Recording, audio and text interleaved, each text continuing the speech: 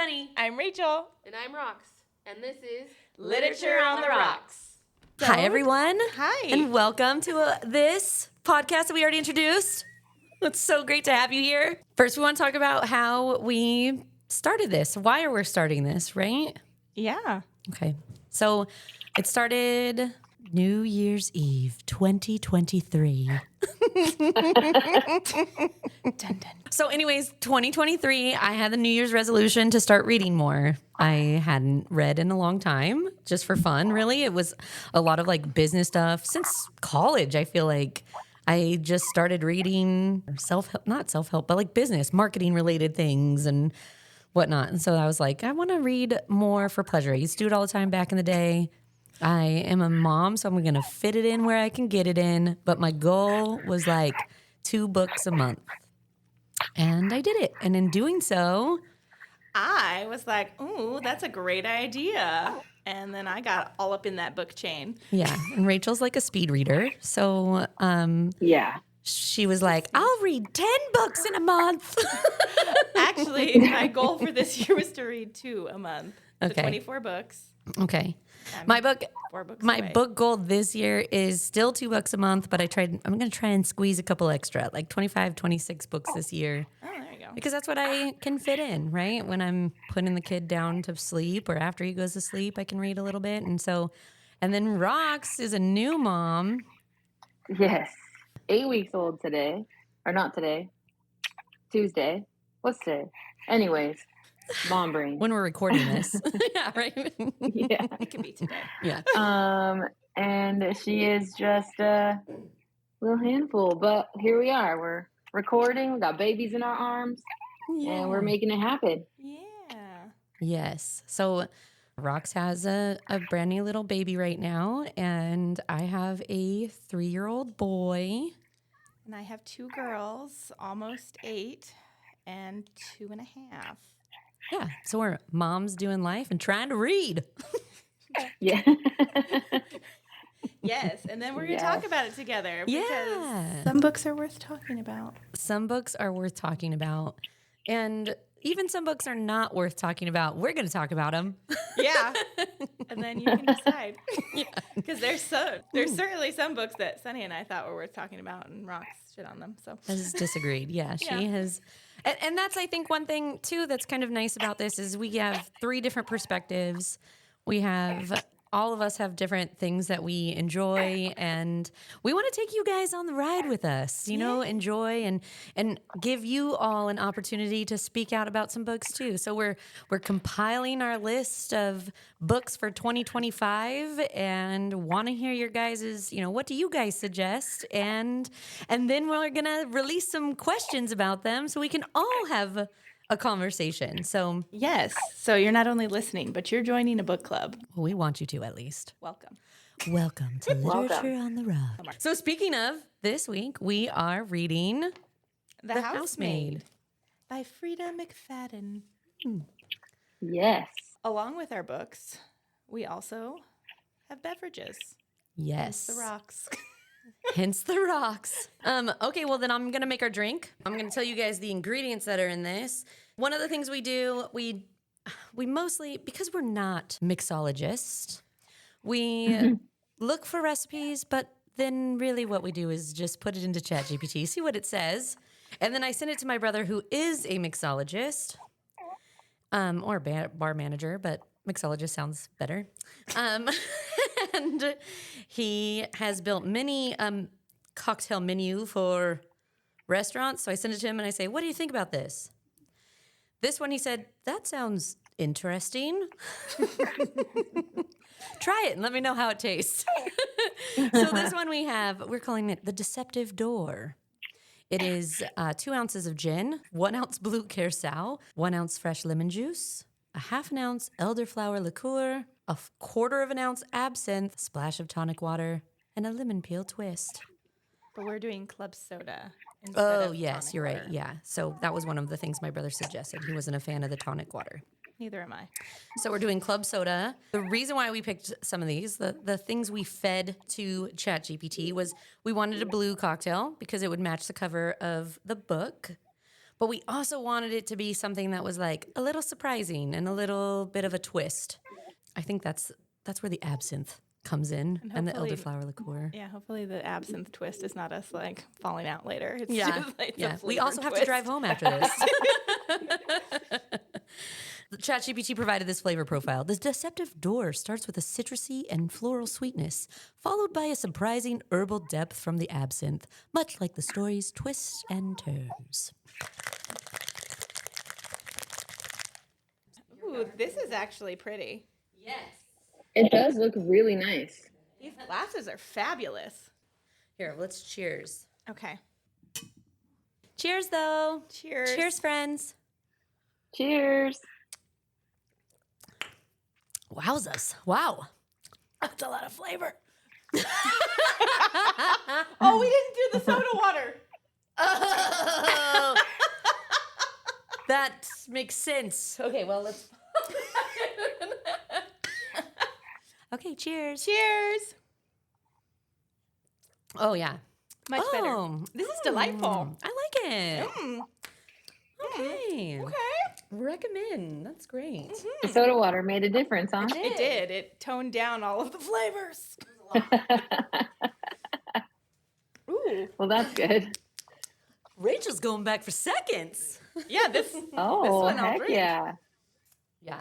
I guess side note, we do have a lost episode, our very first episode.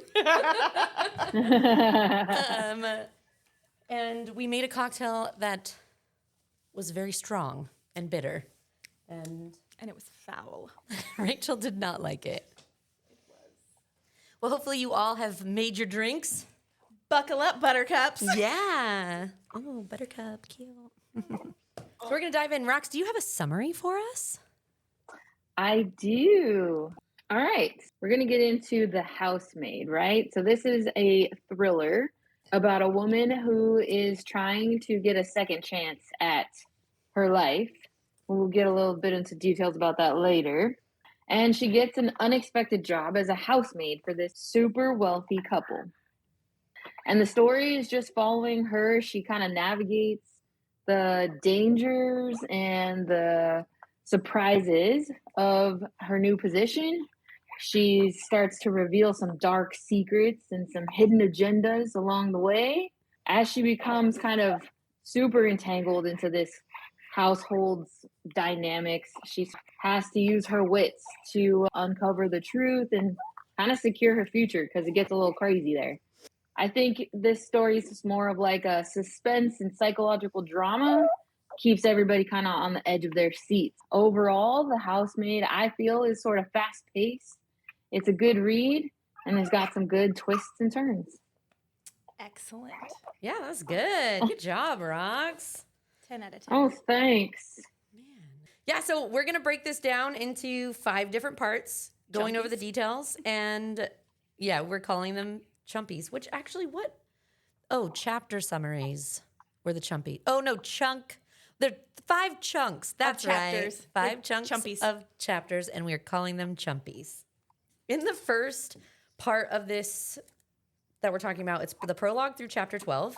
Basically, it starts off the prologue where we know there is a dead body. There are police in the house interviewing a woman about a body that police officers have found in the house, but there's no really details. So we don't even know who the woman is. I really forgot that's how it started. Yeah, it's been a while since we've read it, honestly. So thank goodness for notes. Yeah. Yeah. Thank you, chumpies. Thank you. Thank you to our chumpies. Yeah, so the prologue, you don't even know. You know that there's a dead body. You know that there's a woman that's being interviewed about the dead body, but you don't know any other details. Then it gets into the introduction of Millie. Millie is who Rox mentioned. She just got out of prison. She's on parole for 5 years, but it doesn't disclose why she was in prison. You just know that she was in prison and that she went into prison at 17 and her family disowned her. So she's been trying to find some jobs. She's like living out of her car and she gets this job as the housemaid. But She interviews with for a job with the Winchesters. Nina is the woman, and husband is Andrew. Enzo is their landscaper, and he only speaks Italian and constantly tries to warn Millie of danger. And I don't even know, like, it's really vague the way he's warned. She's like getting these vibes. He's like, don't go in there. Right? Like, it's like broken English. Yes. Yeah. So she's like, that was strange, right? It's not like in your face, hey, this is why you shouldn't be the housemaid here. It's just giving you what, but he keeps saying like sprinklings. I forget the word, but he keeps saying something in Italian, and eventually they're like, this word He means does. danger in Italian. Yes. Which I think when we were reading, I just was like, I don't have the patience to find this out. I'm just going to Google Translate it. But it does say it. It does quote it out somewhere in the book. Yes, it does eventually get there. But as soon as she's like, I don't know what that word means, I was like, well, I have Google. Yeah. When she first meets Nina, Nina is super sweet, very kind. There's a few red flags, right? We get this red flag. I'm just looking at my notes too. So we get this red flag. I have a note here like, wow, this room / area feels like a real red flag.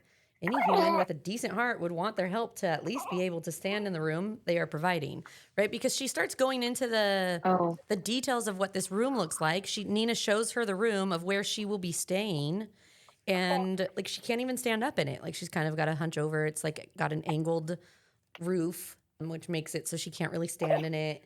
It's almost like if it was a closet was turned into a room. It says there's like there's a cot and like a small like nightstand dresser type thing and like a tiny little alcove that's meant to be a closet. Yes. Yeah. I kind of pictured it like a closet in an attic because it's got like the angled ceiling, I felt like. And it is in the attic. It's like it was like a room built up in the attic. Right. So Nina comes across originally as warm and friendly, if not like slightly eccentric. However, as Millie begins working for her, she discovers an irrational, sometimes cruel side of Nina. It's implied that Nina is acting this way because she might have like a mental health condition, which makes me personally really sympathetic throughout the rest of the book for Nina. I don't know if that did it for you. Every time Millie starts talking crap about Nina, I'm like, she has a mental health disorder. Like, why are we bagging on this woman who clearly needs help and is not getting it? I think I feel like a little bit. I a little bit felt bad for her, but at the same time, I kept thinking to myself, something about this mental health disorder just feels a little awry. Yeah. And I can't exactly put my finger on it. So I feel bad, but then at the same time, I kept thinking to myself, should I be feeling bad? Yes. Yeah, I agree with that. I Like was there were some parts conflicted. where I'm like, okay, not totally excusable. This is totally erratic behavior that it's not appropriate. You can't be having this kind of, which maybe we go into deeper in other sections, or other chumpies. But yeah, so it is, there are parts like, because we learn very quickly that Nina potentially has a mental disorder, I was walking this line of, why are we so hateful towards her? Like, yes, what she's doing is totally inappropriate and not acceptable. However, like, maybe we shouldn't. Like, let's have some empathy for her. Yes. Yeah, because I don't think at this point in the book we knew much about her backstory, right? No, we don't know until like it turns. We know that she went to a psychiatric hospital and then she finds her medications, but we don't know why. We just know she had like a mental collapse. And then in like, okay, so we also meet Cecilia, which is Nina's 9-year-old daughter. And one of my favorite lines in the book is, yes, you are creepy girl number 3. She says something about like to describe Cecilia, if you were to be like go and try out for a movie, like audition for a movie, as soon as she walked in, the people auditioning would be like, yes, you are creepy girl number 3. Definitely. You've got it. I had such a problem with Cecilia the first majority of the book. Oh, yeah? Yeah, I thought she was she's a horrible child. Yeah, she was a little asshole. Yeah. And I thought maybe... Spoiled brat. Yes. Mm-hmm. And I thought maybe it was because her mom's not 100% involved with her. She's just kind of like, oh, take her here, take her there. Yeah. Somebody else is picking her up. She's not as involved as I am as a parent. Right. So right. And she doesn't do Sure. shit all day, so it just felt like she was slightly And removed. it almost felt like she was being ignored, right? She's this child who's acting out for attention, but then obviously doesn't want the attention from Millie, No. the housemaid, picking her up. So, yeah, I see that. She was definitely Also- a child acting out. Didn't they sort of, at this point in the book, to make the husband sound like he was such an involved stepdad? And Yeah, I think Right? in the first 12 chapters we don't hear a lot about the guy. He's kind of He's just distant. He shows up and he's supposedly handsome and he's doting on his.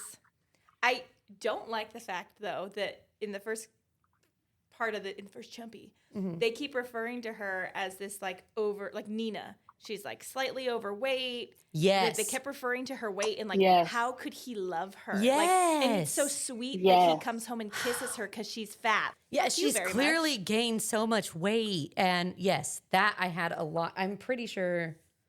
Oh, look at one of my notes is page 19. Pericolo equals danger. There we go. Yeah, then I'm like, page 27. I ruined the surprise.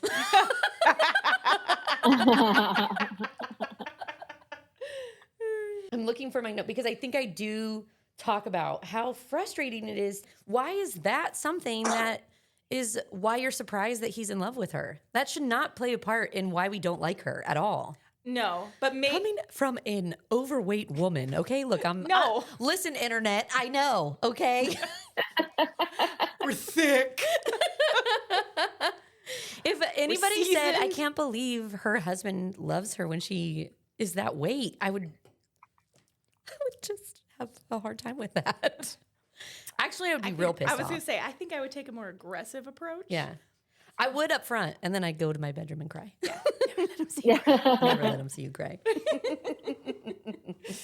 I don't know. I guess it was such, as a society, we can, oh, well, she's a psychotic person, but she's hot, so it's okay. Like, yeah. We you do can't that a be- lot. And you yes. see it a lot on Instagram, social media, where, especially the people who are fit or thin and working out and stuff, like the comments on there are like, oh, she's killing it. Great job, whatever. And then you see an overweight woman working out and doing all the things. And like the comments are brutal. Yeah. It's just, so yeah.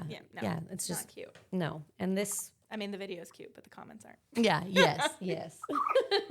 But yeah, I disliked how often that was a reason. Yeah. Oh, she's a psychopath and she's fat. Yeah. And Yeah. she's got more money than you, and you work for her. Get your shit together. right? Yeah, right?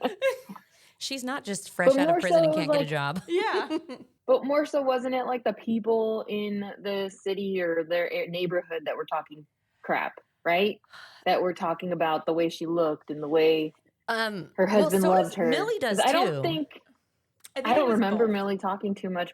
Yeah, I don't remember that. Well, she does. She references the photos. Oh, Oh, I could see these photos are old because she's so much thinner in the photos than she is in real life. Okay. Yes. So we're setting the stage, right, for Yeah. some change. Yeah, but the women in this upper economic strata that are in her community are terrible. Yeah. Yeah. So, and that's one of the things, that's how Millie finds out that she was in a psychiatric hospital, is because she's taking Cecilia to school or something and learns from the mothers at the school that she was in a psychiatric hospital and she's taking medications, and she goes into the bathroom and she finds the medications in Nina's bathroom cabinet. Which that bothered me too, because they were just, oh, how do you stand working for her? That's Like, what I mean. she's like, a that's what I think in psycho these after moments I all felt the I had, things- I had so much sympathy for her. Like, you guys don't like her because she's fat and because she has a mental disorder. These are not things to judge a person for. Yes, I think I was torn because Yeah. I did feel sympathy for her with her Yeah. mental disorder and all. Because I feel that could very easily be me. I don't Sure. feel like I necessarily belong in that type of community, but if I found when I find myself there and I'm being ostracized for being chunky Yeah. and Yes. maybe a little aggressive because you called me chunky, then I feel like I would be in that same boat. But I would also be at the school telling them to fuck off right in their face. Yes. That's true. And then you said something that made me think. There are times when I agreed that Nina was being a little bit out of control. Yes. I don't want to yeah. jump ahead. Several hits fill a screen. Oh, haloperidol is an antipsychotic medication used to treat schizophrenia, bipolar disorder, delirium, agitation, and acute psychosis. Those are big things to be dealing with. And it does, I wrote, but it gives me sympathy for Nina, whose mind is going through some stuff clearly. Yes. So, also in this part of the thing, her door starts to stick. She's realizing her door is sticky to her room. Oh, like she goes to open it and it's she can't stuck. open She it, can't right? get it. She starts having a little bit of a panic attack. But then it pops right open. And then it starts to pop open. But the door also locks from the outside. Yes. And it takes Right. Nina a few days to get her the key. Yes. Yes. Yes. Yes. Yeah. I have a note here, page 54. I've never had live-in help, but I couldn't imagine not allowing them to have dinner with us. They're basically a part of the family now, no? What do you think about that?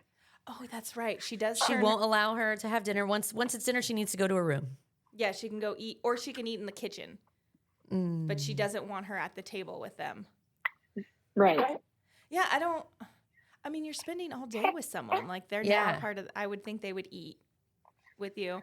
I don't know. But I feel like they, don't know if I would ever hire live-in help. I don't think I would either. yeah. But I don't know. I don't know. I feel maybe like a chef it's a to lot come of in and then leave, but not live in. Maybe. I don't know. It feels like it's a lot of invasion of privacy, right? You have this person now who knows basically everything about you. But if you're these wealthy people, that's kind of second nature to have people know a lot about you, I guess.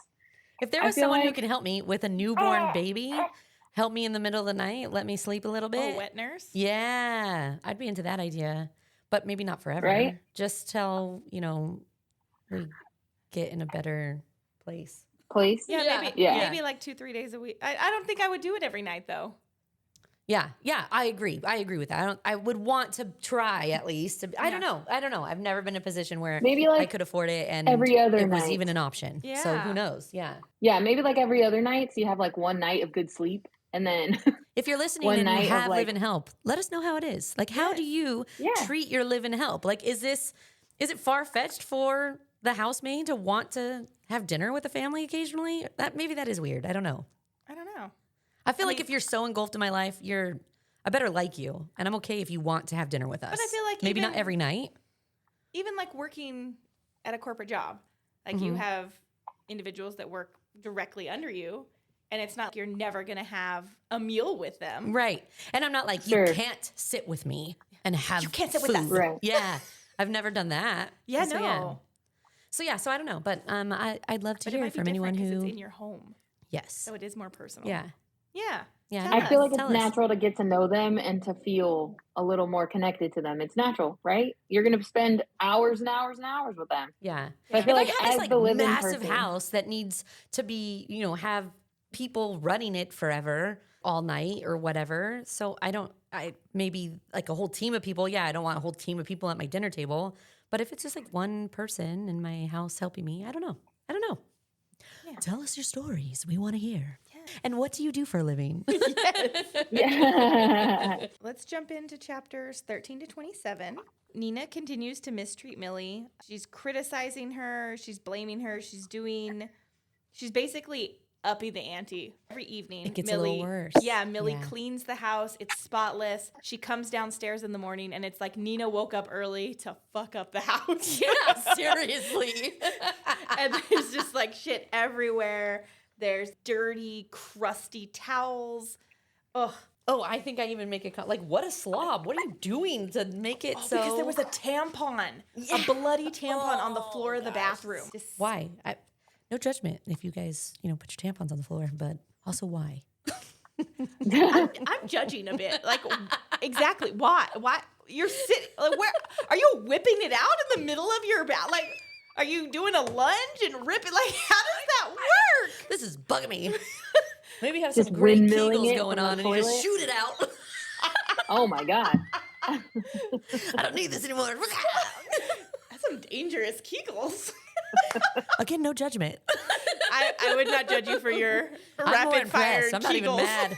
We also learn why she went to the psychiatric hospital, because she attempted to kill herself and Cecilia as a baby. Also in this chumpy, we find out that Andrew is not Cecilia's biological father. That gives her more sympathy for him. Oh, he's there and he's making her dinner, which is her special chicken nuggets that she can only have the one brand of because she's Cecilia.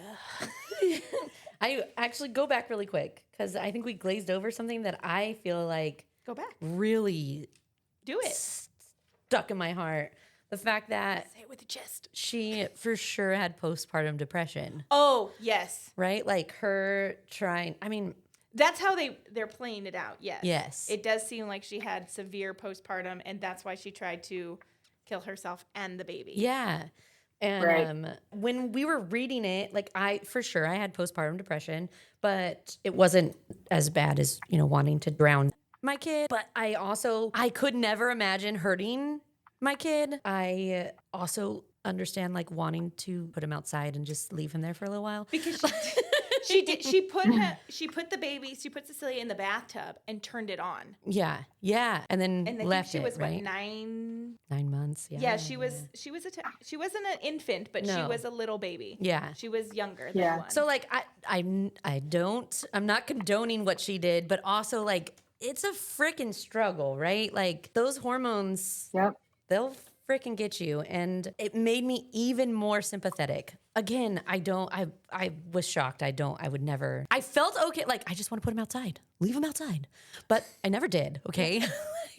I felt like there's a difference between what I'm feeling and acting on it, right? Like she's acting on these feelings, but I felt like that was an important thing to highlight. Like, don't want to understand how she was feeling in that moment. But when I read it, I thought, you could relate. yeah, Yeah, but you had empathy Yeah. for her. empathy, yeah. Like like I said, never wanted to drown my child, but the feeling of I can't do this and this feels like the best way out. Most of my postpartum depression feeling was if I left and never came back, I wouldn't be missed.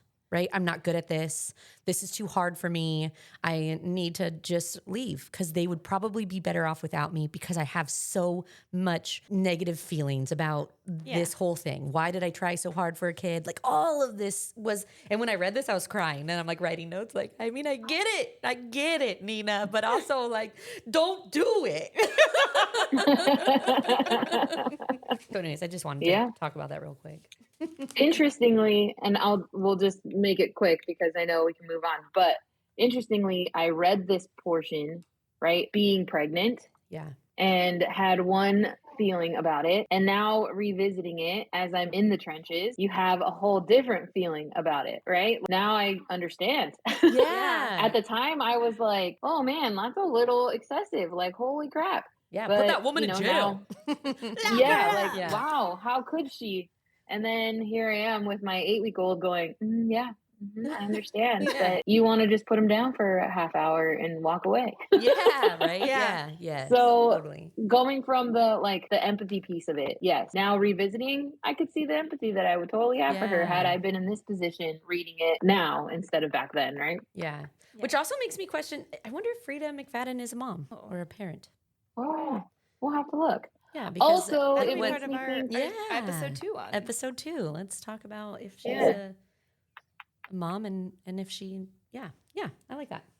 also just makes me think like what our readers are going to think, right? Like how are they going to perceive this whole thing, moms versus non-moms? Yes. Yes. I like that you experience this in both ways right now, Rox. I feel like that's that was great. good insight. I think it made me more empathetic to, because of the first Chumpy, I was very like, why are you so distant from, like, it was obvious when Cecilia was near her that she loved her and that she cared for her, but she was never involved in anything, and that really bothered me. Yeah. But now hearing this, it was almost like, okay, well, maybe she took a step back because she's terrified or feels guilty that she did that, and she doesn't ever want to hurt her again. Yes.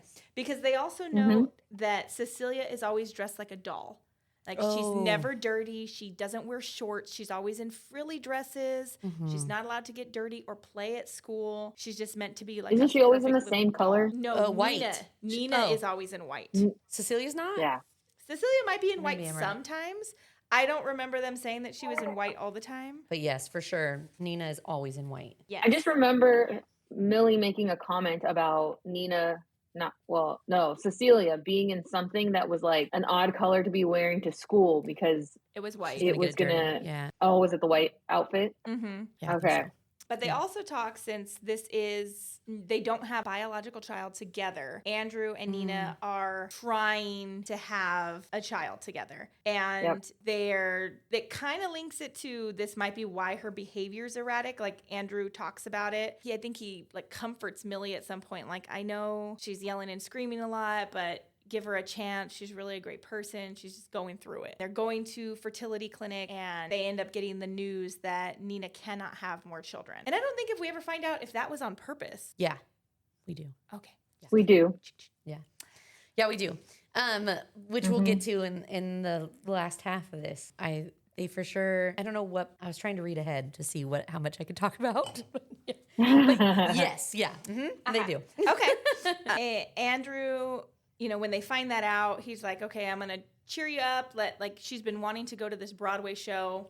And he asks Millie, get with her. This is what I want to talk about. Yes. Find her schedule, pick a day that works for her, schedule the show, and book us a room at the Plaza. Like, he wants to make this big, loving gesture to help comfort his wife and make her feel better. And Millie gets envious of Nina.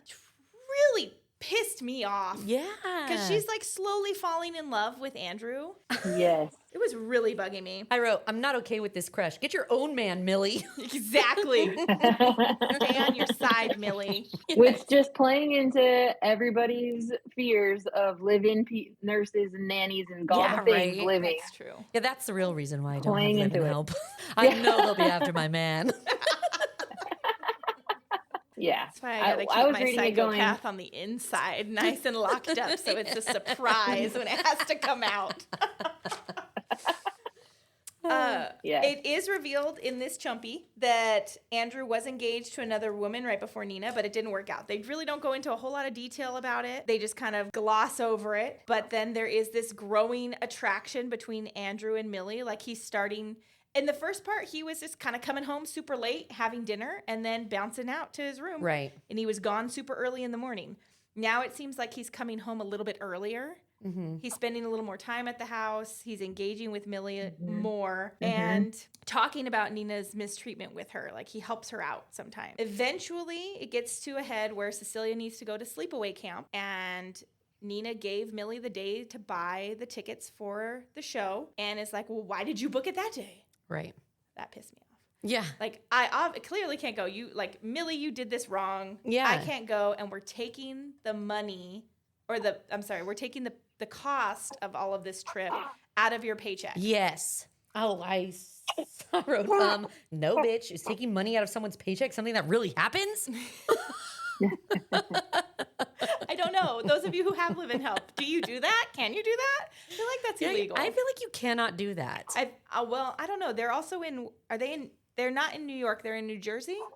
Oh, I don't Because they remember. drive into New York. So they're in Jersey. So I don't know. There might be different state laws over there. In California, there's some tricks and things you got to do to get people to agree to take your money back. That's wild. I feel like it's not, they're not doing like a 1099 situation here. This is That's just true. She's like under the table. That's true. Yes. So nobody's going to know she took her money. That's true. Oh, I would be. But that makes her hate Nina more. Yes. And I think that's Right. what leads up to, okay, Andrew kind of steps in and saves her and is like, okay, I will get a refund. So he tells Nina he got a refund on the tickets. Right. And then he didn't. Mm-hmm. And Nina takes Cecilia away to go drop her off at sleepaway camp and is supposed to be gone that whole night and come back the next day. And that night when Nina's gone, he's like, oh, you should take the Broadway tickets. And she's like, oh, I can't. I have no one to go with. And he's like, let's go together and make it a thing. And then I was reading this portion and I was like, ooh, we playing with fire. I already know what's happening. I wrote, Seething. this is feeling really like a setup because it really felt like a setup. And then on top of it, right, like before all that had happened, Nina gave Millie a bag of her old clothes that didn't fit her anymore. That's right. And was like, they were so Yes. nice. They're all beautiful and white. She was going to donate them. Like, she chucked the trash bags of clothes and was like, donate these She's like, you know what? They're your size, right? You should wear them. You should totally Why have would she them. magically have? I didn't think they were donation. I thought she purposely bought the clothes for her, but I didn't like it. It wasn't clicking as to why. Well, it was when she was thin, right? Like she but what are supposedly the odds they were had the these. same exact size? I thought she purposely bought them and was just kind of making a weird show about it. Yeah, maybe I don't know, but yeah, she for That's sure. a good way to think about it because I didn't even think about that. I just realized, like, oh, Millie is super thin, right? They talk about her being like really attractive and thin and very just like Thin. your worst fear Yeah, like your yeah. worst fear of your live-in person. Yeah. And Nina used to be thin, so Used to be I thin, just kind used of to be pictured it that attractive way. because now that she's gained weight, she's no longer attractive. Yeah, yeah. That was a joke. But yes, so I have clothes from when I was thinner that I hold on to. I loved it. I would love to be able to fit into it again. And then maybe I imagined her just going, it's not happening. I'm putting them, let's go ahead and donate them. It's time. Oh, there's this girl who fits them. Magically. But you're right. She may have purchased them, especially knowing what's coming. She may have purchased them for her. Yes. But now going back to this Oh, yeah. show. She wears a dress from one of those bags. Yes. And She just got out of prison. She doesn't have nice clothes. Oh, except for this bag of clothes that Nina happened to give me last week. that I could never afford. 'Cause Yes. they're luxury brands. Yes. Let me slip into this For sure. swanky little white dress. Yes, for sure is feeling like a setup. Anyways. So they go to the show. They have a great time. She's all teary-eyed and in awe that this is his life and he gets to experience this at his will, and this is her first time. Then he's like, you know what? Let's cap off the night and go to dinner. So they go to dinner. They get drunk.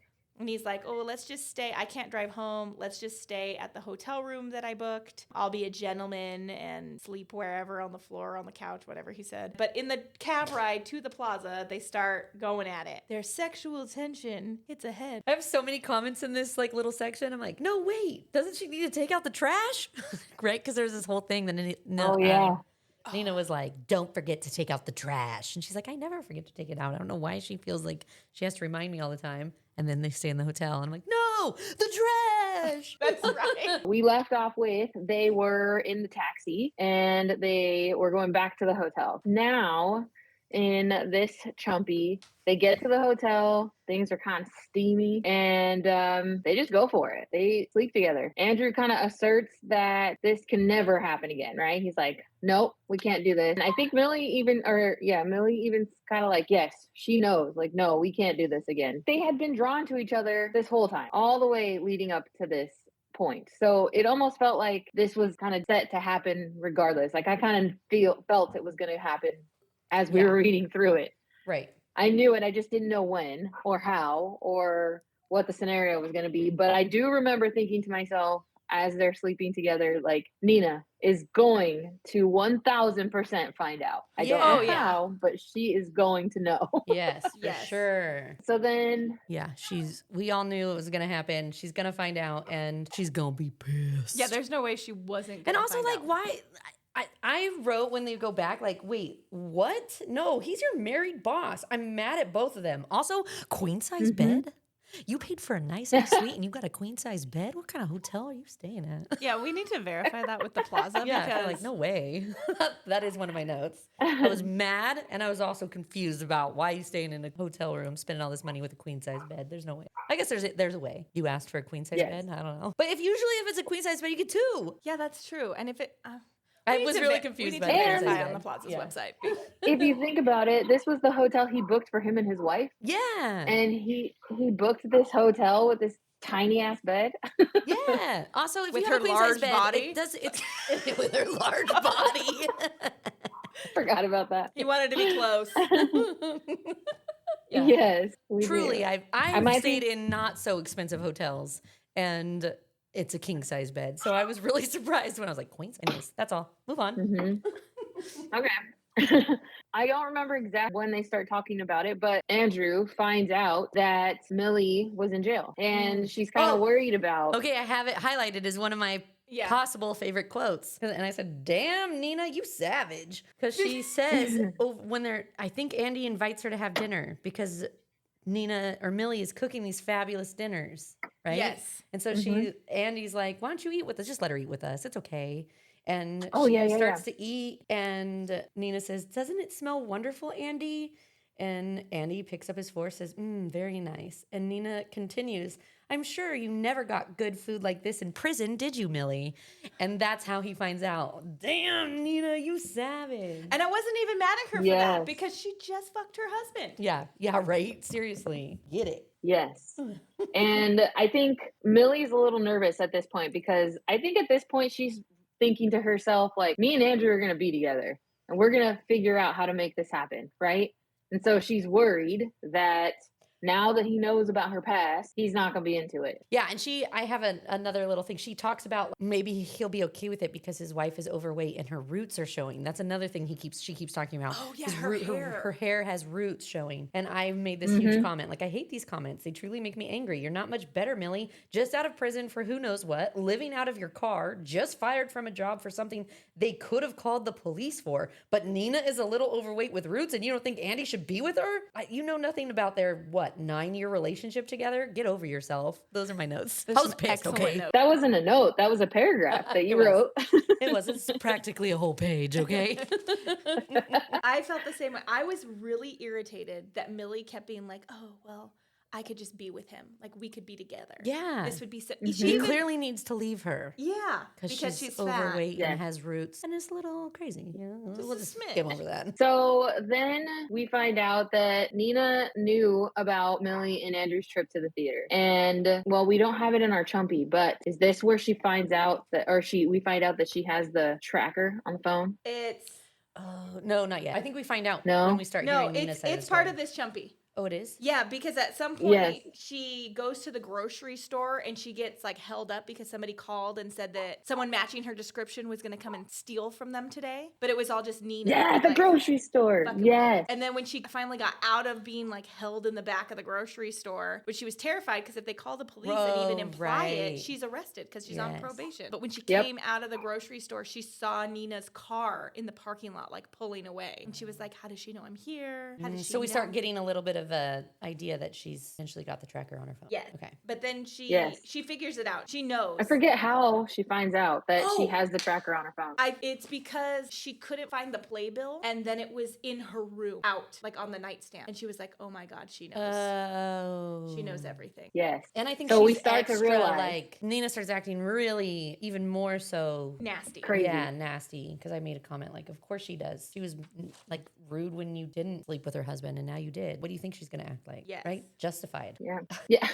After all of this happens, this huge kind of blowout happens, right? With Nina's white dress. And she basically tells Millie that she stole the dress. Mhm. When Millie's, "Wait, no, you gave these to me." Yes. And Nina's like, "Absolutely not. Like, now you're stealing my stuff." And she's using her probation over her head, right? So now she's like, "I'm gonna call the cops." Mhm. And Millie's so worried, like, "I'm on probation. I can't have the cops coming after me. I didn't steal your stuff." But Andrew finally steps in, kind of defends Millie, and he kind of orders Nina to leave the house. And Millie feels like really relief of the whole thing. We finally are getting Nina out of here. But I was irritated that her husband defended the housemaid over his wife. But That he is nodding like a psychopath.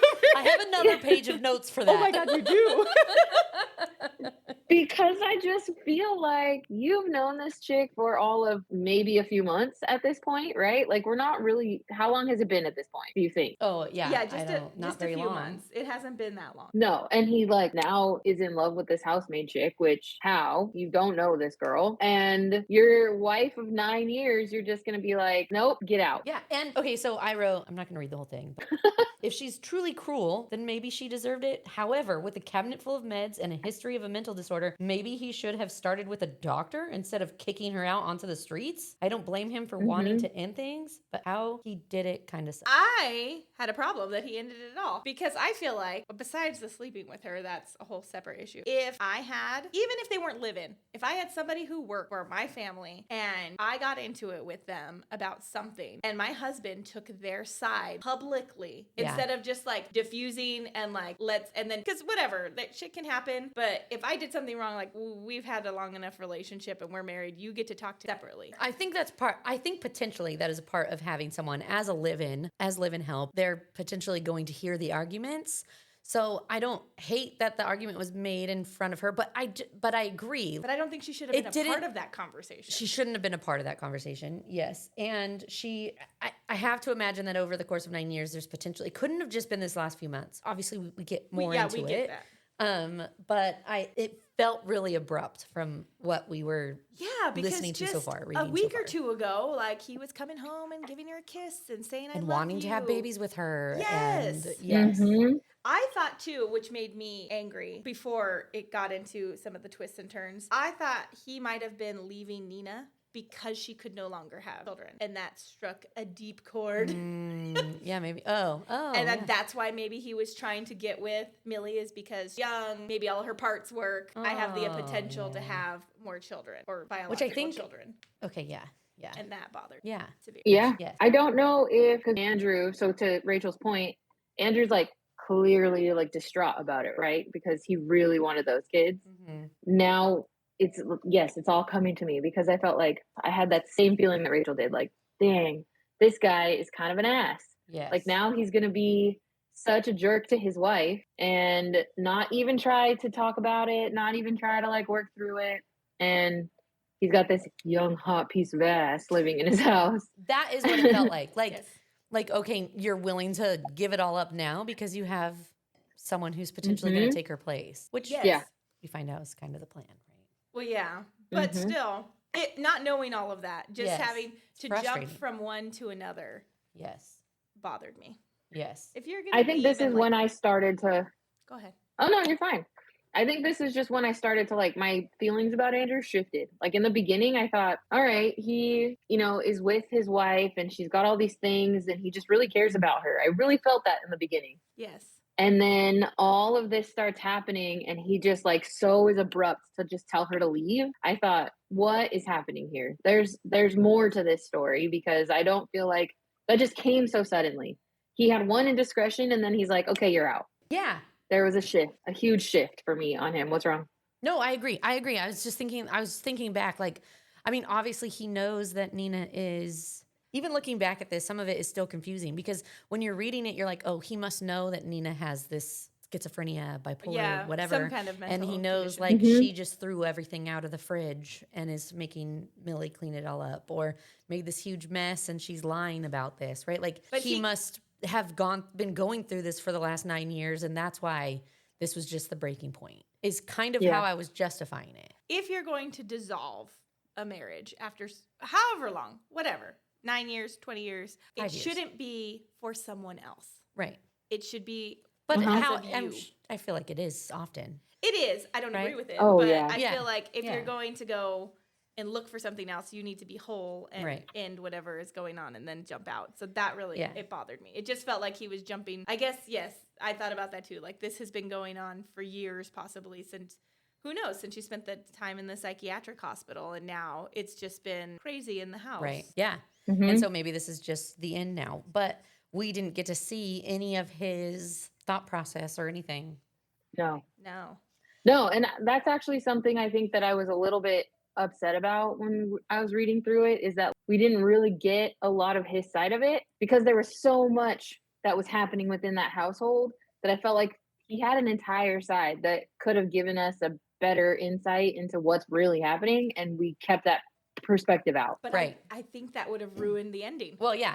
But I mean, obviously it was for a purpose. But yes, when we were reading this, it was like, wait, what? Yeah. Yes, I agree. And something that was confusing, which is not part of this jumpy either, but we talked about, there was that piece about the peanut butter in the pantry. That was in like the first set of chapters. But it was confusing because I felt like that happened throughout the entire thing. Like, something happens and then there's a lie, and then they're trying to figure out why they lied, and then, you know what I mean? Like the PTA it just was going through the whole. Like, she's like all said of it. that she left them on the counter in the kitchen. Right. And then she's like throwing them, saying Millie threw them away. She tells Andrew that Millie threw them away. Now she has to retype everything. Like, all of her notes are gone because of Millie. Oh. But so I feel like, I mean, that comes. I'm surprised. No, I was just gonna say, I feel like it comes out later what she was doing when she was doing all of that. I think we're about to. We'll get into those hit chumpies. Yeah. So, okay, just to wrap this chumpy up, Nina leaves the house. And Millie is so relieved. She's like, all right, this is my chance. I'm going to jump in. I'm going to take over this. I'm going to live here now, basically, because Andrew doesn't ask Millie to leave. She gets to stay, and she much. continues living in the house. And so now she's like, did you have feelings about it, Rach? I did, because it wasn't that she was just living in the house. Like, he took her to their bedroom. Yeah. Yes. I hated that. I think one of the nights they stay in her room, Yep. but they also stay in the main They bedroom. stay in the like guest room. Oh, they stay in the guest room. Yeah. You're right. But still. Yeah. Gross. Carry Yeah. on. Sorry. But she's like thinking to herself, like, okay, I'm going to move out of the attic now, and I'm going to get to move in. I'm going to be lady All of of the that house. way of thinking is Pissing me off. it's wild, right? Like, I mean, you went from prison, Your grateful car. to your car, grateful to have a bed to sleep in, and now you all of a sudden you're like, I've ruined this woman's life. I'm okay with it, and Yep. potentially putting her on the streets with her child, right? And But she then, doesn't like the kid. She thinks she's an entitled but little still, brat. I know. even if I don't like a kid, like there are kids I have not liked in my life, but I would not wish them to be sleeping No. in a car. No. So, like, even still, like, it's a lot about, I feel like a lot about both their characters is shown when they're kicking out Nina. Yes. And I Yeah. don't like it. And I feel like it's such a roller coaster of emotions, because in the beginning I feel so bad for Millie, because I'm like, dang, she comes into this house and she's just getting thrown through the ringer this whole time, right? And then you start feeling bad for Nina, because you're like, oh, she's got this like mental thing. And then you start feeling bad for Andrew, because I'm like, oh man, he's in this loving marriage and he just can't get it together with his wife, and there's just a hot mess. And then you get to this portion of the book and you start hating everybody. I feel like, at least that was my thing. Yeah, I there was wasn't like, one man, person I'm I pissed liked. off at No. Nina. No, I was mad at everybody. I was mad at Nina. I was mad at Millie. I was mad at Andrew. Nobody was doing anything that was really making me feel any sympathy for any of them. And I'm like, how is this arc going to happen? Because now I'm pissed off at all characters. who am I supposed to like at the end of this? Because right now it's no one. Exactly. Yes. Oh, okay, yeah. So this so is then when she she's at the truly grocery finds out store. that, yeah, okay, grocery store. Keep going. Yes. Yeah. She's at the grocery store. She's getting these like blocked numbered missed calls. Like all these phone calls are coming in from the blocked numbers, and she's just not sure. Which, by the and way, then the phone was given to her by Nina. That's right. That Yes. was part Gave of her her the phone. You're employment right. package. Yes. Yeah. Yes. So The perks of working here with this. You get a phone, but also the room the size of a closet. And a secret tracker Yes. built inside. Aren't you so lucky? right. Okay. And she's getting these like warnings for her to stay away from Andrew, right? And then so then she finds out she's been tracking her phone, and it's kind of just keeping that tension building between Nina and Millie throughout this whole piece, right? And then I forget where it happens, because my Trumpy's all jumping around because my mind is jumping around. That's okay. Because Okay. that's how I felt throughout this whole book. And if you guys chime in Yeah. wherever if I'm missing something. Nope, you're doing a great job. Yeah. Chumping it up. Okay. So then we find out later that Enzo's warning to Millie is the danger, right? Yes. And we find out, now no, I think we already knew he was saying danger. We find out that he is suggesting that the danger is not Nina. Yes. He's like extra Oh, panicked yeah. when Nina leaves, like trying to get her out of the house. Yeah, like Millie's like, oh, it's okay. Nina's out of the house now. And he's like, no, it's not her. And then Andrew walks out and calls her back into the house. Oh, yeah, and fires him. Oh, yeah, he fires Yes, I forgot about that. Who's And he been does on- it kind of in like a crazy way. I feel like he goes out there and he's just like fires him out of like the blue. Yeah. Well, yeah, like because you've been he's- working here forever and Nina has always liked him. I don't like him. I'm making him leave. Because he makes a comment when they drive out, when they're leaving to go to the play. And he's like, he's always in our yard. Yeah. Like, we don't have, and she's like, well, they do have a bigger yard than the rest of the neighborhood. And he's like, we don't have that much of a bigger yard for him to always be in my yard. He's like, he does everyone's house here and he is always here. Yes. Yeah. So yeah, so Which was a weird moment of like confusion. Like, why all of a sudden does Andrew not like Enzo? Like, why? Yeah, what's what's happening here? Andrew finds out that she has this like she left these books on the coffee table. She had been reading these coffee table and she leaves it out. And I don't know why, but Andrew gets a little bit upset about it. He gets kind of mad that she left these books out. And once she goes to bed that night, she wakes up and she actually is locked into her room now. Now she cannot get the door open and it's not stuck. And she realizes it's not stuck. I wrote, I've been waiting this entire time for that door to be locked, and now it finally is, and I'm disappointed. Yeah. Yeah, because I knew that that was going to happen. I knew. I just didn't know when and how, right? I thought for sure Nina was going to lock her in when she found out they were sleeping together Mm-hmm. Yes. and then did not. And yeah. Well, even too, as we know now, that her window in her room doesn't open, Right. and Oh yeah, it's And painted it's she's like, it's painted shut. yeah, she's like fully locked in. There's no flow, no airflow, It's dark too, right? and Because the window in there is super tiny and painted. But there is a yes, light. There is a light, and it's not Just like a little light it's bulb. tiny little light bulb. yes. And So that rounds out part one. And it's yeah, all that rounds from out. Millie's perspective, part one. Yeah. So then we go into, and it's actually part two, right? Yes, There's actually part. Yes, because part one ends with her being actually locked in and like starting to panic that she's locked Right. in. Right. And she's like going through in her head, like, okay, maybe because they slept together up there. Oh, right. And- that's right. And then he leaves. She wakes up in the middle of the night because she has to pee. And he's gone. And he's gone, and the door's locked, and she's like, okay, it's just stuck again. Yeah. And it's not. And that's where and she's like panicking about where she's going to pee. Go to the bathroom. Yeah. And do all the things. Yeah. Hopefully. They left a Millie- bucket in there for her though. That she doesn't know that yet. Yeah. She doesn't realize all that. She just knows she's locked in and And then it cuts out.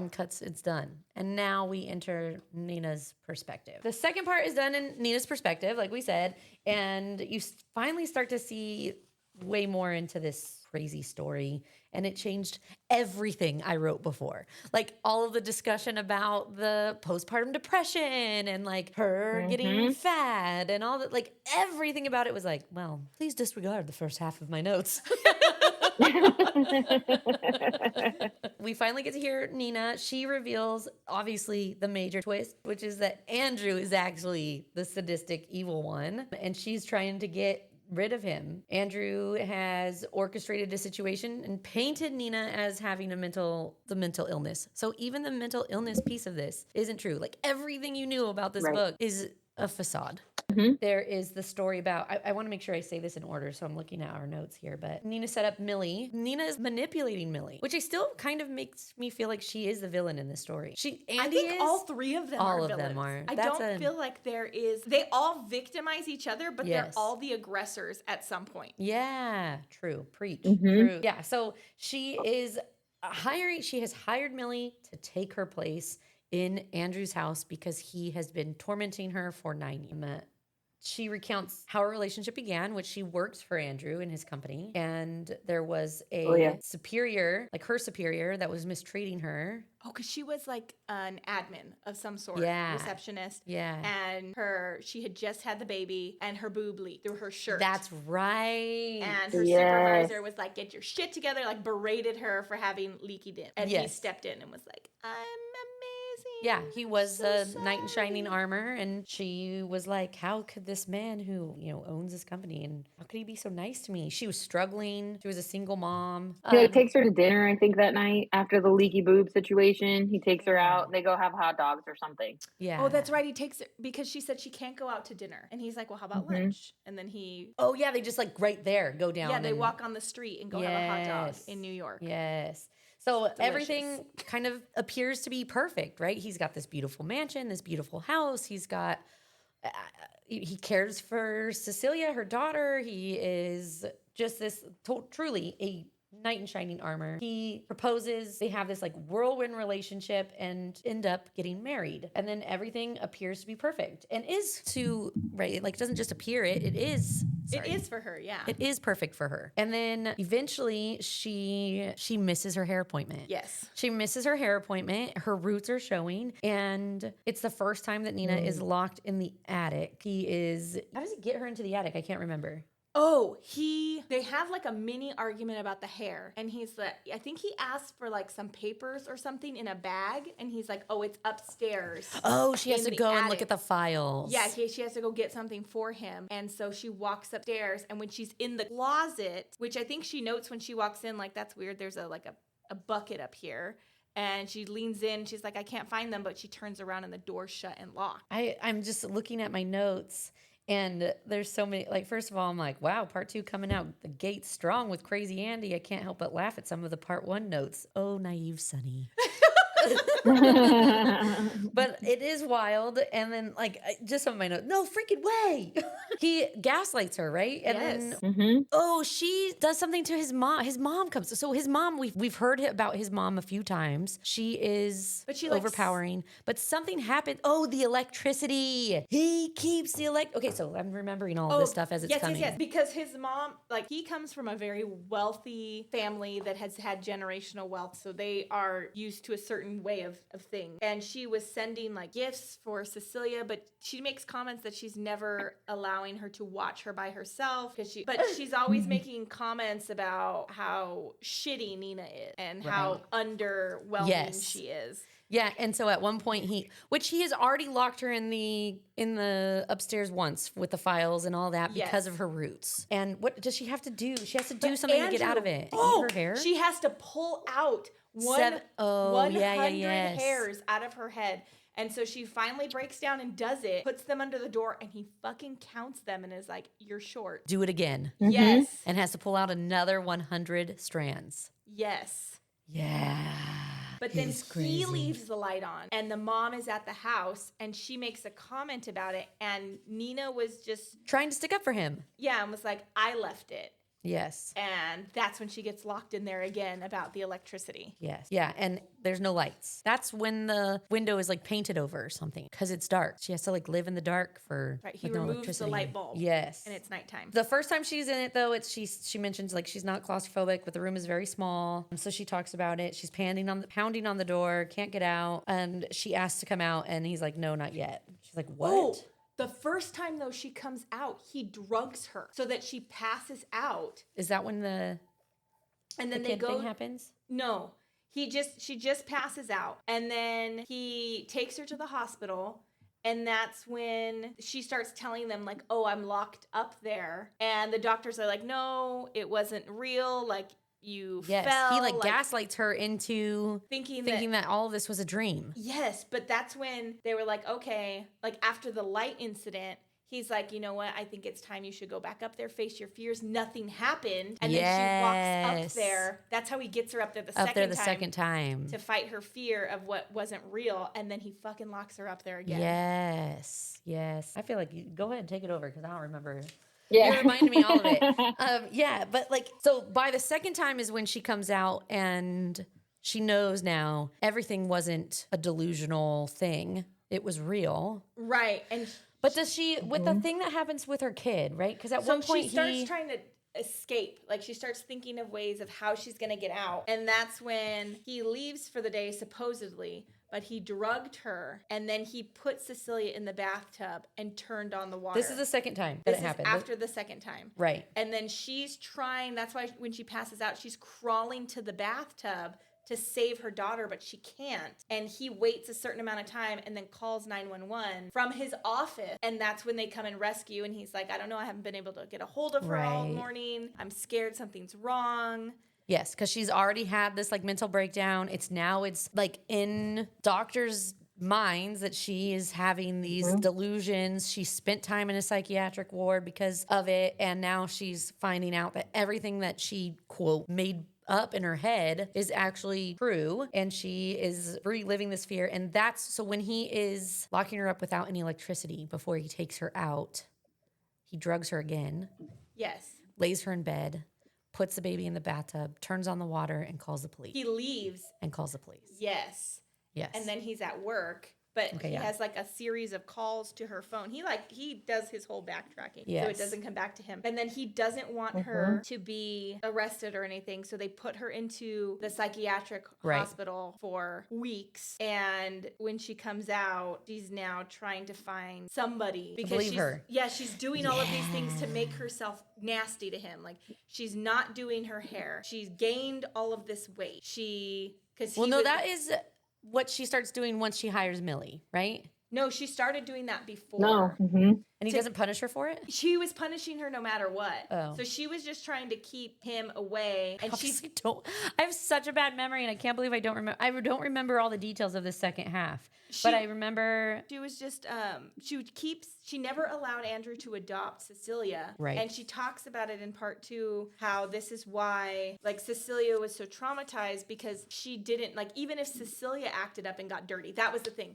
Andrew didn't want her to be dirty. He wanted her to dress like a little doll. And she knew that if she acted out or if she did bad things, then her mommy would disappear. Oh, yeah. For a few weeks. Yes. Yes. And like there's a chapter 42 is like because the last half of the back is like her steps to get rid of your crazy psycho husband. The step 4, make the world believe you're crazy. So she like leans into it because she knows really she doesn't have a way out of this, right? This relationship, the only way out. And she eventually starts talking to Enzo. And those 2 instances aren't the only times she's been locked in that room. No. It's just the first 2 times she gets constantly punished for things.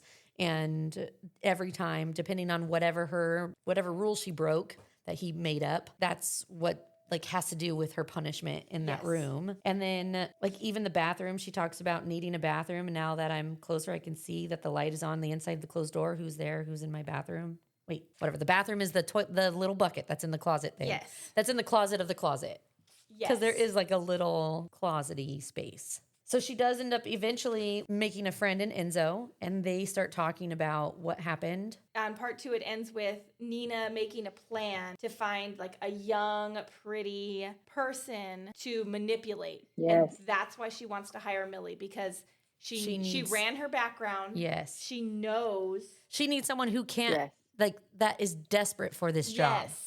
And that is absolutely Millie. Yes. So their plan with Enzo is which Enzo doesn't like the plan to find a replacement. He doesn't want any girl that's in that situation. He doesn't want to put someone else in there. He's against it. Because his sister was in a domestic violence relationship, and it alludes that she died, like that the husband ended up killing her. Yeah, she didn't make it out. Never And that's why again. he left Italy. He couldn't take it. So Enzo's super pissed. He does not like Andy. He doesn't want anything to do with Andy. And that's why he was kind of trying to protect Millie, like, don't get involved in this. Like, just leave. At the beginning. Because he knows that she's meant to be Nina's replacement. And he's not on board with it. And it kind of puts into perspective why Enzo is in their yard all the time, right? Yes. Because he's kind of looking out for Nina and kind of taking care of her in a sense. And now Millie. And now Millie, because he knows shit's going crazy in this house and I got to watch out for these people. Now it all makes sense why Andrew doesn't like that he's there all the time. Right. Yeah, because he's being watched, I think at one point Millie can see him through the window in her attic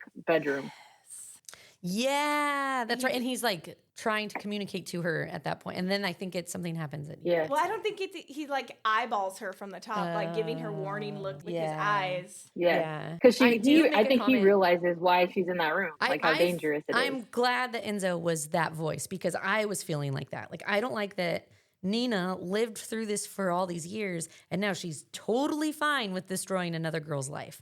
She does feel like it's justified because this girl was in prison, right? And I think, when do we find out what in the next part? Part 3, we find out exactly what she did. In part 3, we find out. But so we still don't know what Millie has done to be in prison for 10 years at this point, because she went to prison at 17 and was in prison for 10 years. We don't know what she did. Like, Nina almost feels like it's justified. It's okay because she's a horrible person. She was in prison for 10 years for doing this horrible act. And so it's okay that she's going to be tortured by my current husband for the rest of her life. Yeah, I hate that. I hated that, but I also was thinking of Nina. Like, she has tried to leave and tried to kill her kid. And so she feels like the absolute only way out to protect. I think at some point she makes a comment too, like if it was just her, she would take it. Like, because she would let it happen. Cecilia. Yes, but if she dies or something happens to her, he will take Cecilia, and she can't live with that. Right. So she's trying to find a way out for her. And I think this is like... Yeah, but couldn't there be a way to just get Cecilia out without putting somebody else in the situation? Like, she's not just saving Cecilia. She's saving herself. But she doesn't have anybody. She has Enzo. Well, Enzo could potentially find someone to help. Like, and wasn't the plan, like, when Cecilia goes off to sleepaway camp, that she was going to take off after anyways? Yes. Oh, yeah. That's what... Because they even make a comment, like... as Millie's loading her bags, like, this is a lot of clothes for a 2-week camp. That's because they were supposed to never come back. Yes. Yeah. Yes. She was already planning that. Mm-hmm. Yeah. I could understand Nina, like, I need to get out, I need to save my kid. But I hated that the solution she found and was totally comfortable with was putting someone else in that situation, especially someone who was potentially trying to right her life. Maybe. I mean, I might do that. I mean, not that that's going to happen, but I mean, Okay. I would so do some April crazy is, things for my children. And I think if I thought, like, you've been beaten, you're taking psychosis meds that you don't need to take, you're doing all of these things, like, how else are you know what I mean? Like, I think that she was okay with it, but I feel like it took her all those things to happen to her for her to be like, this is how it has to be. Like, I have to get out, and this is the only way that makes sense. I get it. Like, there's other ways that it probably could have happened. I don't think I'd be able to live this, like, free life knowing that I basically just destroyed some girl's life, some young girl's life, and put her in a position where I know exactly how she feels and I'm okay with it. I don't think I could. I don't think that I wouldn't try to find a way out. Like, I would definitely try to find something, but I think I would have to I would feel obligated. Like, I have to then also do Help something her. to help her to get out of this. Maybe once I get stable. Yeah. Yeah. I I don't, yeah. yeah, I don't know. I don't know. I would do murder, so I don't know. I would just That might have disappear. been, that would not have been my first option. It's time to murk this man. Yeah, right? It's time to poison this motherfucker's dinner. What happened to him? I don't know. It's so crazy. Yeah, I would aquatafana, right? That back in the day, there was like the woman who was making poisons because divorce wasn't a thing and abusive husbands were on the rise. And so she was making this poison to slip into people's drink or something. And women were coming to her buying, it was supposed to be like a perfume or something like that. And it was called aquatafana. And she would purchase it and then the women would slip maybe do it. some of that. Yeah, I would aquatafana his ass. But yeah, episode 2, part 2 really crashed and burned the entirety of part 1. Everything that I knew about how I felt about this book, it And totally changed. It made me want to keep reading because I was like, well, shit, what's going to, like, she's locked in there. It is her turn now. Like, what's going to happen? Yes. So that is part 2 wrapped up. We all of a sudden understand why Nina's doing the things she was doing and find out that she's not actually crazy and that it was her husband that was trying to... Psychopath. Yeah. Sadistic little mother.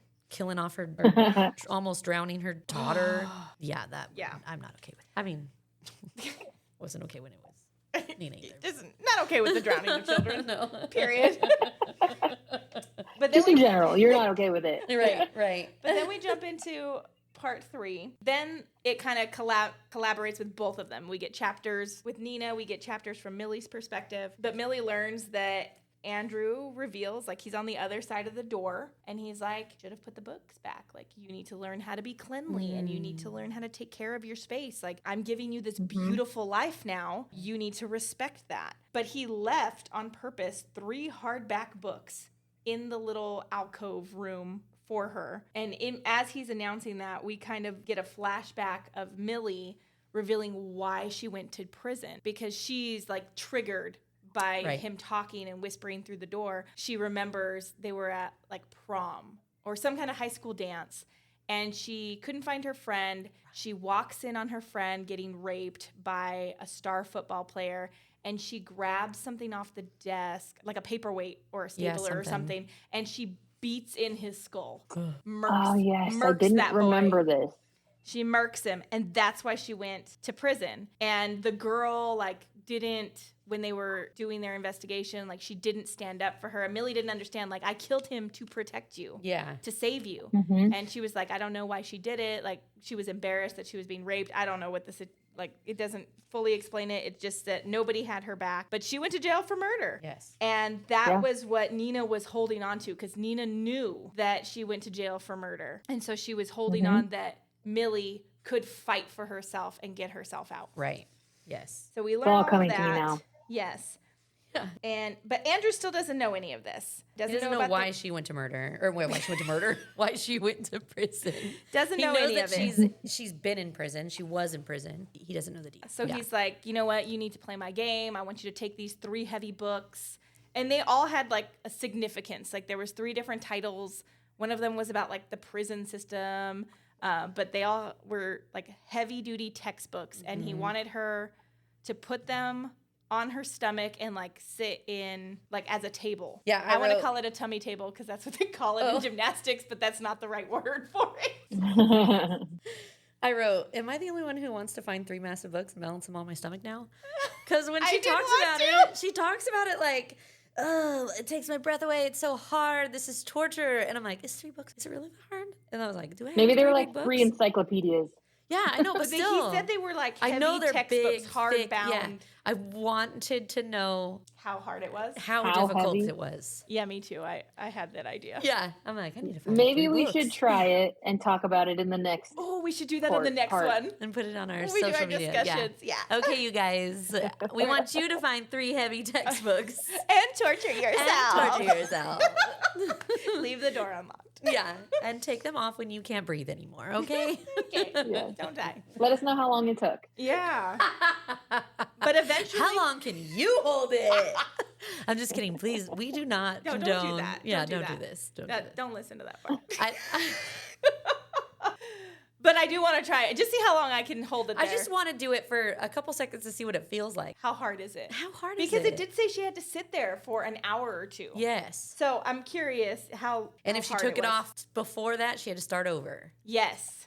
So she Yes. finally completes it. He opens the door to let her out. And she's like, fuck you, buddy. And as she gets out, she knocks him in and locks the door and locks his ass in there. Yes. Fuck yeah. Yes. The revenge starts. Yes. And so then she starts to torture him. And she's like, place those heavy books on your dick, motherfucker. Yes.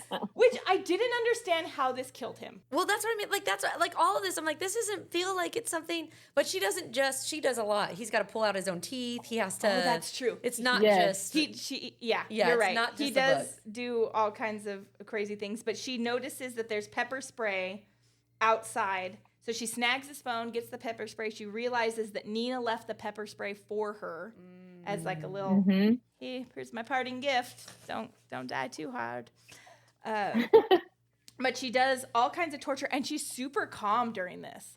Like, she is now enjoying Yes. being the torturer. Yeah, she's like, you did Yeah. this to me. You just watch what I can do. Yeah. Yeah. So he keeps having to balance the textbooks on his genitals. Yes.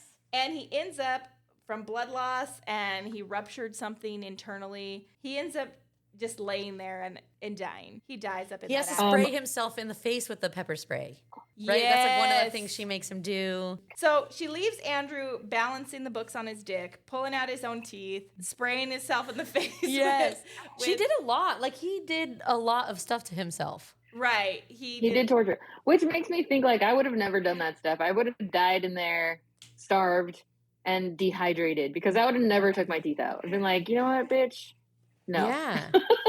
But I think he got so desperate. Yes. Which is what he did to both of them. Yes, and she even says here he's close to breaking point. He can't stand it. He's willing to rip his own teeth out of his mouth just to get out of this room. He has no idea this is just the beginning. Yeah. That's right. About time. Which makes me think, did she really kill that guy like on accident? Because she's liking this way too much. No, Well, I think she spent 10 years in prison. You have to do some things in prison to survive. I've never been in That's prison, true. but Okay, Neither good have point. I, but that's my yeah. You don't walk out the Only same if person those after in 10 prison years. know that you're there for murder. Only what? Only if the people in prison know that you're there for murder. everybody finds out what everybody's in for. That's how child molesters get murdered in prison. Oh, for sure. Yes. Yeah. That's true. This is true. Yeah. Yeah. Okay. Good point. And I don't think they would have murdered her. They would have been like, you killed a dude. Hell yeah. Welcome right. in, sister. Yeah. Sister. You are one of us. One of us.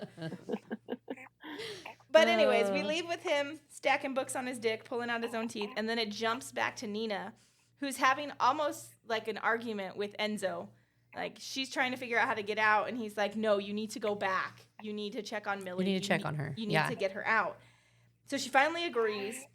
When Nina shows up, that's when they realize, like, oh, Andrew's not moving. I think Right. he's dead. And Nina's like, okay, get out. Like, you need to pack up your shit. You need to go. Here's money. Like, go. Yeah. She sends her out, And then Nina sits down and she calls the police. And that's when it jumps back to the prologue. And we see like the officer comes in. They're asking, because I assumed when it started into chapter 1 that the person being interviewed was Millie. Me too. Yeah. But it was Nina. It's Nina. Nina is dealing with the police officer. And then an even crazier twist happens because the detective recognizes the husband's name. Yes. And he remembers that he was engaged to his daughter, and then his daughter disappeared. He always felt that like something was off with Andrew. Like he's giving Nina a hard time, like really questioning her. And then it kind of transitions into, well, here's my personal story. My daughter, Kathleen, and the detective is led to believe that she was one of Andrew's victims. Like they don't specifically talk about it, but he's like, you know what? I know the coroner and I know the DA, and I will be ruling Andrew's death an accident. Yeah. I wrote, what a turnaround from anxious and sad to filled with joy and gratitude. I love Detective Connors. So she's relieved only slightly because now she still has to deal with the funeral in Andrew's super wealthy, super influential family. And again, she doesn't get along. Like she's always been looked down upon by his mother. Crazy. They're having the viewing. This is crazy. Evelyn, who is Andrew's mother, goes and she starts talking to Nina about how I didn't know you had it in you, like just casually over her shoulder. And she sees that Andrew has a missing tooth. And Nina's like, fuck, I'm done. Like she's going to call the police back. Yeah. Like she knows it's something else. And just like straight face, dead, she was like, thank you for disciplining him. When I pulled out one of his baby teeth with pliers, I thought he understood. What? She's a psycho. And the reason he was a psycho is because she used to torment him as a kid. I always told him how important dental hygiene is. Gosh, it's so crazy. I'm like, I'm sorry, did Evelyn just thank Nina for killing her son? Yes, she did. Wait. I totally forgot all about this part. Remember when he... Yeah, here, I'll tell you. I'll read it to you right here. I always told him how important dental hygiene is. I told him he had to brush every night. And when he didn't, there would be a punishment. There's always a punishment when you break the rules. Nina thinks, what? What is she saying? Evelyn? Evelyn says, if you don't take care of your teeth, she continues, then you lose the privilege to have teeth. Evelyn? Andy knew that. He knew that was my rule. She lifts her eyes. When I pulled out one of his baby teeth with pliers, I thought he understood. I stare at her, too afraid to speak, too afraid to the next words that will leave her mouth. And when they finally come, it takes my breath away. She says, it's such a shame, she says, that he never really learned. I'm glad you stepped up and taught him a lesson. My jaw is hanging open as Evelyn makes one last adjustment to her son's white shirt collar. Then she walks out of the funeral home, leaving me behind. What? Yeah. Twists upon twists. Crazy. Which monsters are generally not born, they're bred. So yeah. Yeah, you're right. And that's totally, that's this. But that was crazy. That's why she was trying to be so involved in his life and always sending packages and doing things because she was trying to control him. She had the control issues to begin with and taught them to him. Yes. Andy. Right. Yeah. But then we jump to the epilogue. Millie ends up getting a job offer because she's had enough money now to sustain herself from Nina. And she gets a job offer from another household to be their housemaid. And she's like, well, what the fuck? So she goes to this interview and the lady's like, Nina recommended Winchester. Recommended you. And then she kind of moves and she sees, I don't know if it was by her neck or her chest or her arm, but she sees that there's like evidence of domestic violence. Right. And that's kind of where we leave. She accepts, because she makes a comment about helping her like she did Nina. Yes. And she's like, oh, well, this is like, the husband's abusing his wife. I'll take your job offer. And I'm like, are you just becoming a contract killer? Like, what's going on, Millie? Yeah, I think so. And that sort of sets us up for the second book, right? Yeah. Yes. Yeah, we didn't read the second book, but yes, I wrote, is Millie the new Aqua Tofana girl? Which is funny because I just talked about it. I didn't remember making that note. But yeah, she is the woman who's helping her fellow women get out of domestic violent relationships. With murder? Yeah, I'm okay with it. Just kidding. These people are bad people. It's okay. Okay, but then it goes back to, could she have stopped? Could she have just disarmed that kid? Or is she really hungry for some murder? Yeah. It's like vigilante vibes. Yeah. Right? Like she's Yes. like Yes. real life vigilante where you don't have She's superpowers. She's a poor Batman though. Oh, that's true. She doesn't Oh, have all yeah. that. She's just grabbing She a doesn't stapler. have Bruce Wayne money. Yeah, exactly. And that is The Housemaid. Housemaid Yes. by Frieda McFadden. Did you end the book liking any character? Well, yeah, right. That's a good question. And we will get into that in our next episode. Oh, yeah? When we discuss. Oh, yeah. We have some discussion questions that we're going to put out into the world, onto our socials. Yeah. And we invite you all to respond. I do want to know your review of it. We review each book that we read with either 1 shot, 2 shots, or 3 shots. 1 shot is I'm coming back for more. 2 shots is it's good enough for another, but not worth the hangover. And 3 shots is it got me up. Well, Rox, how did you rate it? Yeah, Rock. 1, 2, or 3 shots? I would rate it a 3-shotter. I liked it. Oh, wow. You really liked it. I liked it because I had so many emotions throughout the whole thing. Yeah, We that's went true. up and down. I just veered so far from one side to the other. There was a good twist, and I would have recommended it for anybody to read it. I thought it was good. Okay. Hear that? What about you, Rachel? I will give it 2 shots. I thought it was a good book. I enjoyed all of the twists and the turns and all of the feelings, mostly irritation. Yeah, right. I think I got irritated with everybody. But I was a little thrown off by granted, I haven't read the second Housemaid, but it almost felt like, what do you, like, we know going there to take care of somebody's violent husband. How is next book going to be different? Yeah. It didn't make me want to necessarily read book 2.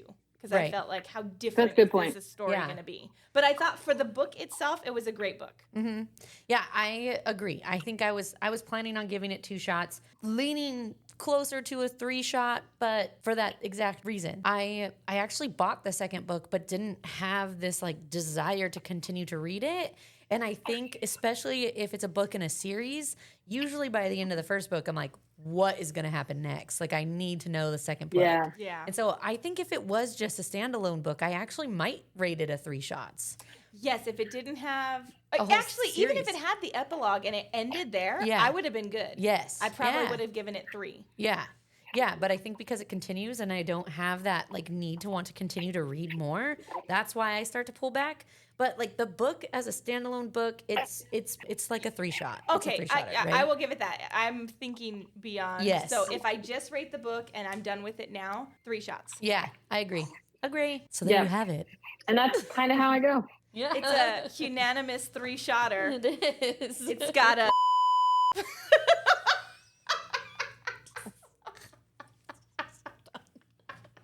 We will be doing that in every Oh episode, my so be God. prepared.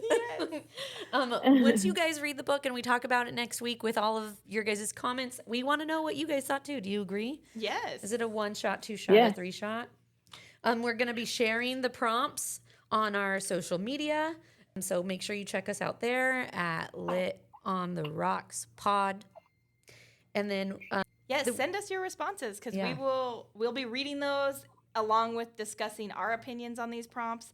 And we would love to interject and have yours and have it be a full, well-rounded discussion. yeah, we have some prompts that are going to be like asked every time we do these community book clubs, but we also will have some specific book questions. So we'll be posting those up. But that's it. We're excited to hear your guys' thoughts and talk to you guys next week about it. Join us next week Yeah. for the hot discussion of The Housemaid by Frieda McFadden. Bye. Bye. Peace.